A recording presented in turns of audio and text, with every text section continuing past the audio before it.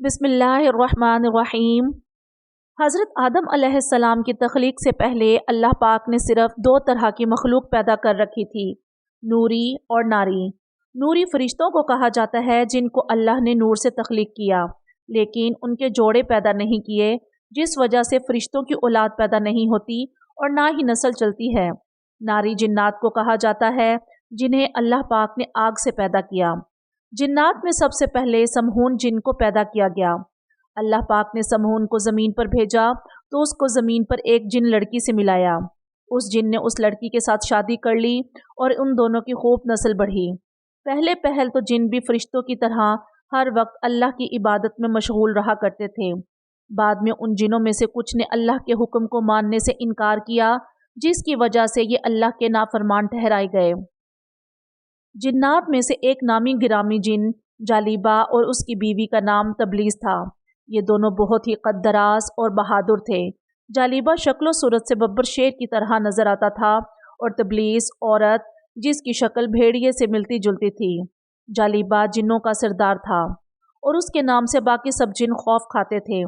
ان کے گھر میں ایک بیٹا پیدا ہوا جس کا نام انہوں نے عزازیل رکھا۔ عزازیل اپنے والدین کی طرح بہادر اور قد کا بہت لمبا تھا۔ روایات میں ہے کہ حضرت آدم علیہ السلام کی تخلیق سے 50,000 سال سے زیادہ عرصہ پہلے زمین پر جنوں کا عروج تھا۔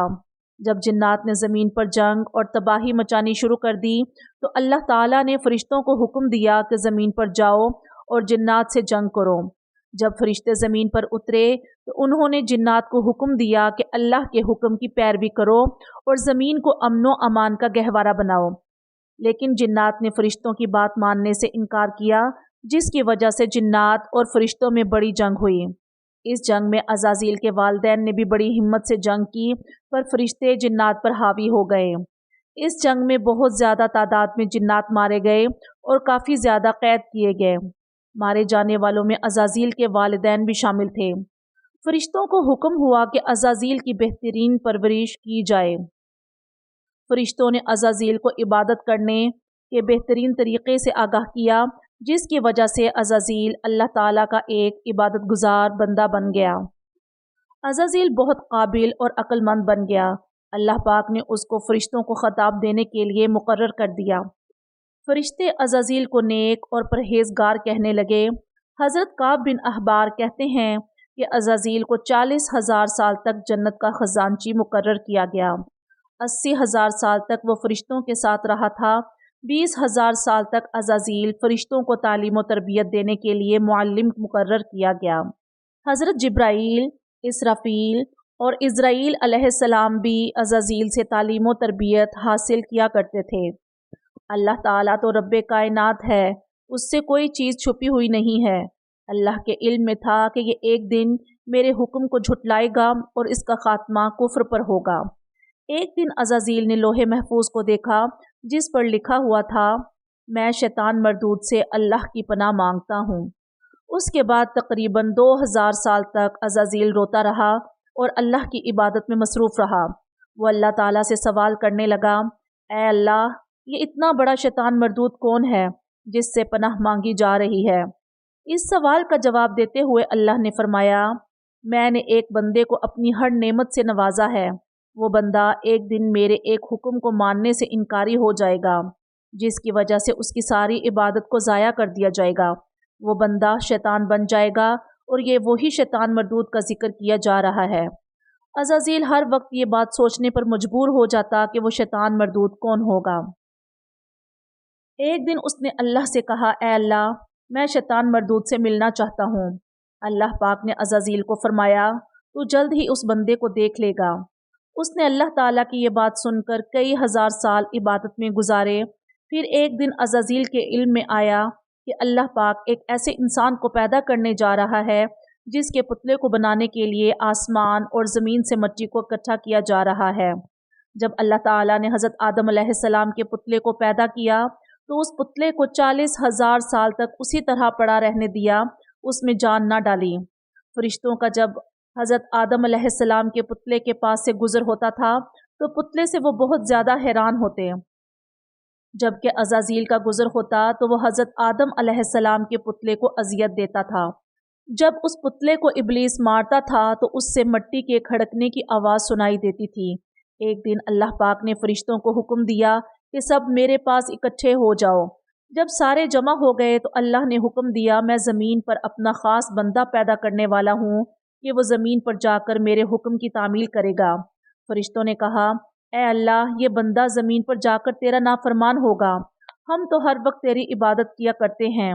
اللہ نے فرمایا، جو کچھ میں جانتا ہوں وہ تم نہیں جانتے۔ سب فرشتوں کو حکم دیا گیا کہ حضرت آدم علیہ السلام کو سجدہ کرو۔ عزازیل کے علاوہ سب فرشتوں نے اللہ کے حکم کی تعمیل کی۔ اللہ پاک نے عزازیل سے فرمایا، تم سجدہ کیوں نہیں کرتے؟ عزازیل تکبر اور غرور میں آ کر بولنے لگا، اے اللہ، تو نے مجھے آگ سے پیدا کیا اور اس پتلے کو مٹی سے پیدا فرمایا ہے، میں اس مٹی کے پتلے سے کئی درجے بہتر ہوں۔ عزازیل کی بات سن کر اللہ پاک نے عزازیل کو وہاں سے نکل جانے کا حکم دیا کہ یہاں سے چلا جا، تو ہی شیطان مردود ہے، تم پر قیامت تک میری لعنت ہوتی رہے گی۔ عزازیل نے کہا کہ اے اللہ، مجھے قیامت کے دن تک زندہ رہنے کی مہلت دے دیں۔ اللہ پاک نے اس کی بات مان لی اور اس کو قیامت تک کی مہلت دے دی۔ عزازیل نے کہا کہ میں تیرے بندوں کو ہر طرح سے تیرے حکم کے نافرمان کرتا رہوں گا، جن میں سے بہت زیادہ بندے میرے شکنجے میں آ کر تیرے نافرمان ہو جائیں گے۔ جب اللہ نے عزازیل کو یہ الفاظ کہتے ہوئے سنا تو فرمایا، اسی وقت یہاں سے چلے جاؤ، جو میرا بندہ تیری بات کو مان کر میرا نافرمان ہوگا تو میں اس کو جہنم کی آگ میں ڈالوں گا۔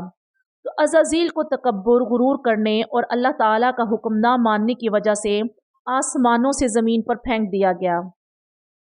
عزازیل نے اپنی ساری عبادت کو رائیگاں کر لیا۔ وہاں سے نکل کر وہ عزازیل سے ابلیس بن گیا۔ قرآن پاک کے علاوہ دوسری آسمانی کتابوں میں بھی عزازیل کا ذکر پڑھنے کو ملتا ہے۔